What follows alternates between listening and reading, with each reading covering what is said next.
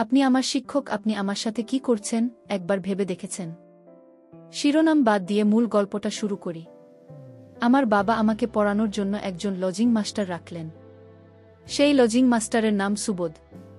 আমি ক্লাস 9-এ, আর আমার ভাই 7-এ পড়ে। আমরা মাস্টারকে দাদা বলে সম্বোধন করতাম।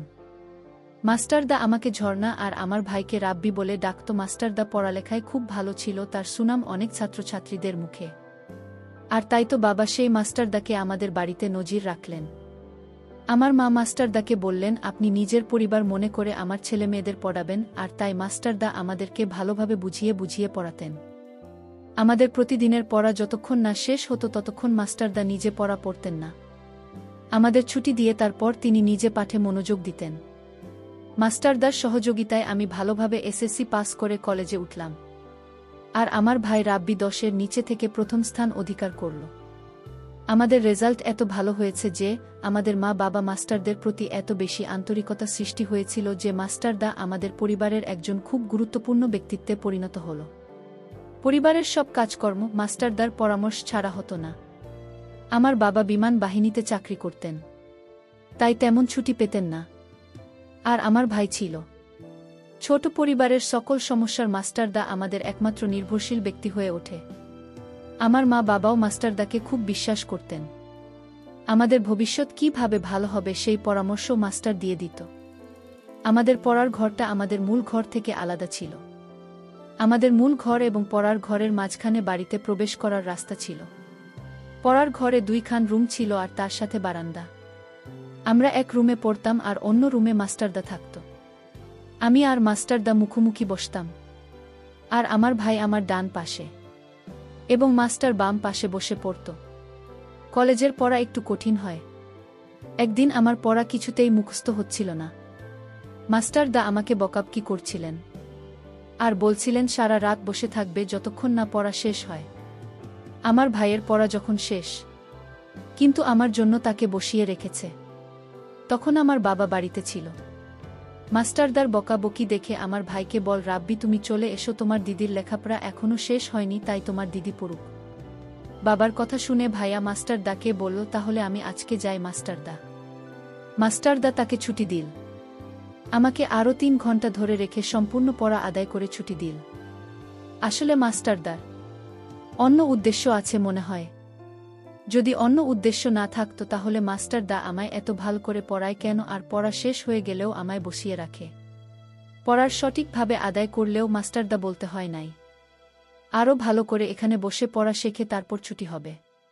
তোমার মাস্টারদার কথা মা বাবা অনেক বিশ্বাস করত। মাস্টারদা যা বলবে তাই হবে। মাস্টারদার কথা ছাড়া আমার মা বাবা কিছু করতেন না, এতটাই বিশ্বাস করতে। আর সেই বিশ্বাসের উপর আঘাত করল মাস্টারদা। যাই হোক, সকালে বাবা আর মাস্টার একসাথে ব্রেকফাস্ট করার সময় বাবা মাস্টারদাকে বললেন, শুভ, দেখো তুমি আমার ছেলের মতো, তুমি আমার ছেলের মতো কোনো প্রকার লজ্জা শরম করবে না।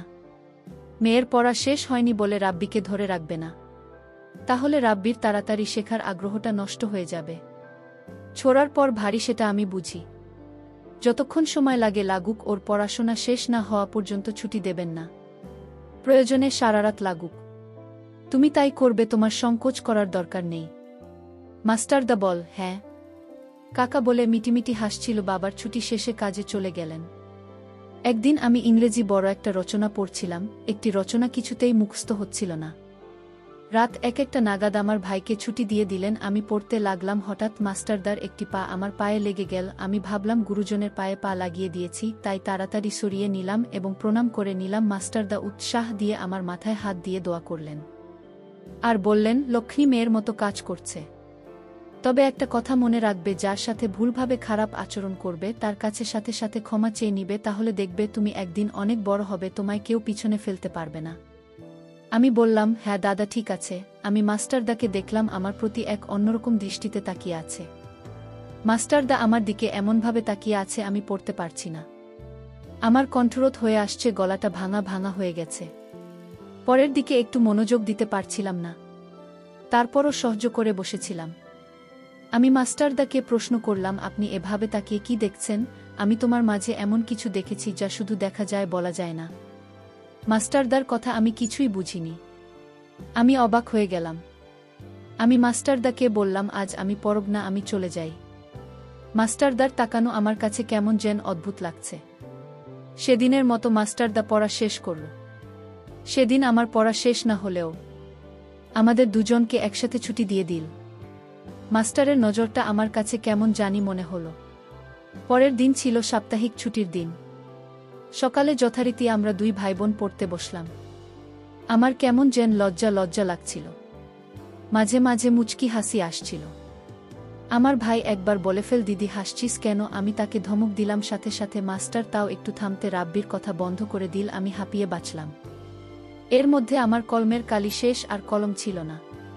তাই মাস্টারদা রাব্বিকে কিছু টাকা দিয়ে আদেশ করে বললেন, রাব্বি যত দোকানে একটা কলম নিয়ে এসো। দোকানে যাওয়ার আদেশ পেয়ে খুশিতে নাচতে নাচতে রাব্বি চলে গেল। রাব্বি চলে যেতেই মাস্টারদার আবির পেন্সিলটা আমাকে দিয়ে অনেক বোঝানোর বাহানা নিয়ে আমার পাশে এসে বসল।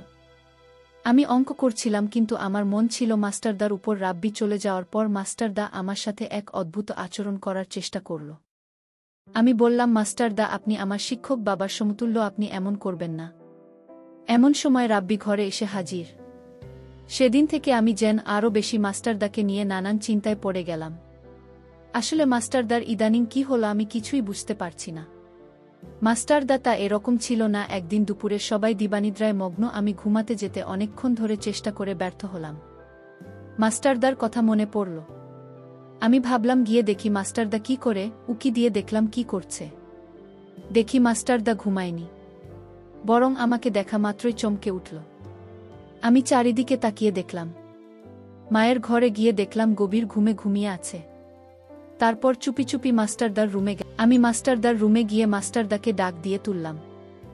ডাক দিতেই মাস্টারদা ঘুম থেকে উঠে পড়ল। আসলে মাস্টারদা ঘুমায়নি, মাস্টারদা জেগেই ছিল। আমি মাস্টারদাকে বললাম, আপনি এত রাত হল ঘুমান না কেন? মাস্টারদা বলল, আমার ঘুম আসছিল না। মাস্টারদা তখন আমায় বলল, তুমি এত রাতে আমার রুমে কেন? মাস্টারদা, আমি আপনার রুমে এসেছি একটা প্রয়োজনে। মাস্টারদা বলল, কি প্রয়োজন? সে তখন আমায় বলল, আপনি ওই দিন আমার দিকে তাকিয়ে কি দেখছিলেন? আপনি বলছিলেন সেটা শুধু দেখা যায়, বলা যায় না। মাস্টারদা আমার কথা শুনে অবাক হয়ে বলল, সেটা তোমাকে এখনই বলতে হবে। যাও তুমি এখন তোমার রুমে গিয়ে ঘুমাও, তোমার মা দেখলে বকা দিবে। আমি তখন মাস্টারদাকে বললাম, আপনি এখন আমাকে একটা অঙ্ক বুঝিয়ে দেবেন। রাত প্রায় 2টা বাজে, এই মুহূর্তে লেখাপড়া মাথায় কাজ করবে না। কাল সকালে আমি বুঝিয়ে দেব। আমি মাস্টারদাকে বললাম, যদি অঙ্কন আবু যান, তাহলে আপনি আমার দিকে তাকিয়ে কি দেখলেন সেটা বলেন। আপনি তো বললেন সেটা দেখা যায়, বলা যায় না। আমি এটার উত্তর না শুনে আমি কিছুতেই আপনার রুম থেকে বের হব না। আমি মেয়েটার এমন দেখে আমি আশ্চর্য হয়ে গেলাম। আচ্ছা, তুমি তো কোনোদিন এমন করো না, আজ কি তোমার ভূতে ধরেছে নাকি? আমি মাস্টারদাকে বললাম, মাস্টারদা আপনি যেদিন আমার দিকে তাকিয়ে কি দেখেছিলেন আর বললেন এটা দেখা যায়, বলা যায় না? আমি যেদিন এই কথাটা আপনার মুখে শুনলাম, সেদিন থেকে আমি ঠিকমতো ঘুমাতে পারছি না। আমার বারবার জানতে ইচ্ছে হয় কি এমন জিনিস আমার মাঝে আছে, দেখা যায় কিন্তু বলা যায় না। আজ রাতে কিছুতেই ঘুম আসছিল না। এই কথা ভাবতে ভাবতে আর তাই আমার ঘুম আসছিল না। আমি আমার ছাত্রীকে বললাম, শোন, আজ না কাল আমি সত্যি বলব। এখন রাত অনেক হয়েছে, প্রায় ফজলের আইন পড়বে, তুমি যাও গিয়ে ঘুমাও। ঝর্ণা তার রুমে গিয়ে ঘুমিয়ে গেল। পরদিন আমার বাবা আসলেন, এসে মাস্টারদাকে ডাক দিলেন আর বললেন, কেমন পড়াচ্ছেন আমার ছেলে মেয়েদেরকে? এবার কি তারা ভালো রেজাল্ট করতে পারবে? মাস্টার বলল, কাকা, আপনি কোনো চিন্তা করবেন না, ওরা এবার ভালো রেজাল্ট করবে, আপনি নিশ্চিত থাকুন। মাস্টারদার কথা শুনে বাবা কিছুটা আস্থা পেলেন। বাবা বাড়িতে 2 দিন ছুটি কাটিয়ে চলে গেলেন। পরের দিন আমরা মাস্টারদার কাছে পড়তে বসলাম। মাস্টারদা বললেন, আজ পড়া শেষ না করে কারো ছুটি হবে না। আমি আজ পড়া শিখে আসিনি। মাস্টারদা আমার ছোট ভাইয়ের পড়া আদায় করে নিয়ে বললেন, তুমি চলে যাও, তোমার ছুটি। রাবি তখন ছুটি পেয়ে চলে গেল। ঝর্ণা বলল, আমি তো স্যার আজ পড়া শিখিনি।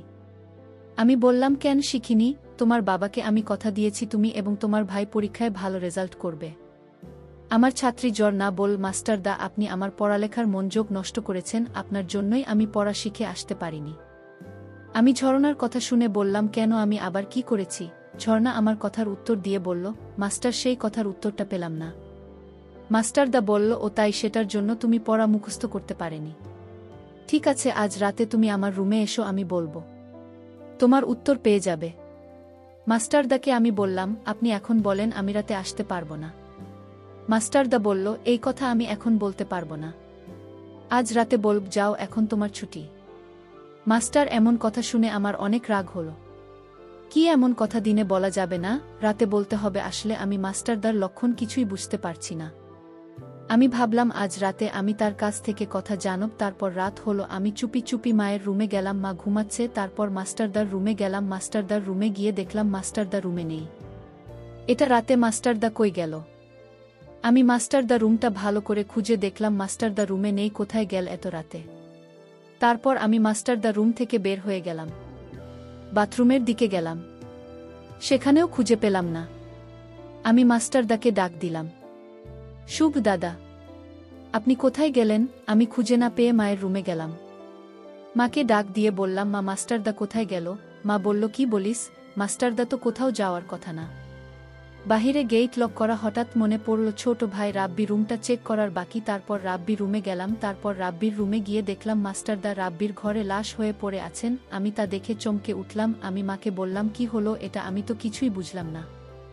মাস্টারদা শরীরে কোনো আঘাত নেই, তাহলে মন্দ কি করে? আমার ছোট্ট ভাইটা বিছানা থেকে উঠে বলল, আমি সব জানি। মাস্টারদা কিভাবে মারা গেছে? রাব্বিকে জিজ্ঞেস করলাম, কিভাবে মারা গেছে বল। রাব্বি তখন যা বলেছিল তা শুনে আমার আত্মা কেঁপে উঠল। রাব্বি বলল, মাস্টারদা মরার আগে আমার রুমে এসে আমায় ডাক দিয়ে বলল আমি দরজাটা খুলতে। আমি দরজাটা খুলে দিতেই মাস্টারদা আমার রুমে আসলো। তারপর আমায় বলল, আজ আমার মেয়ের আত্মা কিছুতেই আমাকে ছাড়বে না, আমাকে আজ মেরে ফেলবে। মাস্টারদাকে আমি বললাম, কই আপনার মেয়ে? মাস্টারদা বলল, আমি দেখতে পাচ্ছি, তুই দেখতে পারবি না। তুই তোর আপুকে বলিস। আমি তোর আপুর দিকে তাকিয়ে থাকতাম, কারণ তোর আপুর চেহারায় আমার মেয়ের আত্মাকে দেখতে পেতাম। আমার মেয়ে আমাকে ইশারায় বলতো, এটা কাউকে বলা যাবে না, তুমি আমায় দেখতে পারবে কিন্তু কাউকে বলা যাবে না। আমি যখন ঝর্ণার দিকে তাকিয়ে থাকতাম তখন ঝর্ণার চেহারায় আমার মেয়ের আত্মার ছবি দেখতে পেতাম। আর আমি যখন সিদ্ধান্ত নিলাম আজ ঝর্ণাকে বলে দেব, আমি তার দিকে তাকিয়ে কি দেখতাম, কিন্তু আমার মেয়ে বারণ ছিল এই কথাটা বলার জন্য। আমি আমার মেয়েরা তোকে বলেছিলাম আমি ঝর্ণাকে মিথ্যা কিছু বলতে পারবো না। এই কথার জন্য আমার মেয়ের আত্মা আজ আমাকে মারতে আসলো। আজ আমার জানতেও কেড়ে নেবে। আমি রবিকে বললাম, এটা তুই কি করে জানলি? রাব্বি বল, মাস্টার দাঁড়াতে ভয় পেয়ে আমার রুমে চলে আসছিল, আর আমার হাতে একটা চিঠি দিয়ে বলল, এটা তোর আপুকে পড়ে শুনিস। আর আমি চিঠিতে পড়ে তা জানতে পারলাম। মৃত্যুর আগে আমার সাথে সব বলে গেছেন আপু। আমি এখন বুঝতে পারলাম মাস্টারদা কেন আমার দিকে তাকিয়ে থাকত। আজকের গল্পটা এখানেই শেষ করলাম। প্রিয় বন্ধুরা, গল্পটি ভালো লাগলে অবশ্যই কমেন্ট করে জানাবেন। আর নিয়মিত এমন আলাদা স্বাদের গল্প শুনতে ভিডিওটিতে লাইক এবং চ্যানেলটিকে সাবস্ক্রাইব করে সাথেই থাকুন। আর হ্যাঁ, নোটিফিকেশন বেলটি অল করে রাখবেন, যাতে পরবর্তী গল্প সবার প্রথমে আপনাদের কাছে পৌঁছে যায়। ধন্যবাদ বন্ধুরা, ধন্যবাদ সবাইকে।